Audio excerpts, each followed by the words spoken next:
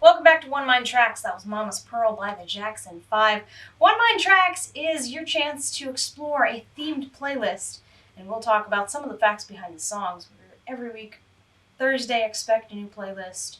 This one, of course, Mama's Day, and on Mother's Day on Sunday. Just reminding you guys in case I forget to remind you before the end of the episode. Yeah. Mamas. We love mamas. Mamas. Give your mama a little kiss. But just a little one. A big one would be weird. Yeah, don't kiss her on the lips, just kiss her on the cheek. Give her some flowers. And then say bye. Bye, Mom. Paul Simon is our next artist coming up with his song Love Me Like a Rock. Sorry, that was a little too surreal for me to know how to participate.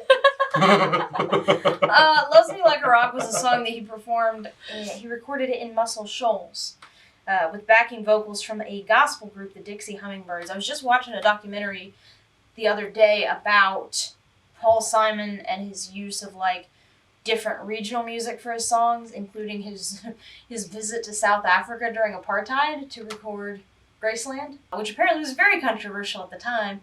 I didn't know any of that. Yeah, that's crazy. Yeah, there was a ban on any Americans doing anything in South Africa, especially artists. So specifically, hey, don't do that. And I did know about the protest of Sun City, which was the white centric huge venue to perform out there, and most people with a conscience would refuse to perform there, but that's not what Paul Simon was doing. Yeah. He was working with local black musicians to get actual South African sounds, and that's what you hear on Graceland. I think history has forgiven him, but at the time it was a little controversial. The album is called It's the 90s, Why Are We Still Doing This? It wasn't 90s, but close. Was it? It's 80s. It's Graceland. That's not the album we're talking about, but did you have something else? I'm sorry. Nothing like a white man going over to Africa and stealing what the black man has. Especially during apartheid. What the heck? Well, he was, apparently, the musicians he was working with, their recording sessions would run long and it'd be getting dark and they'd be like, we gotta go, dude. We're not allowed to be out after dark.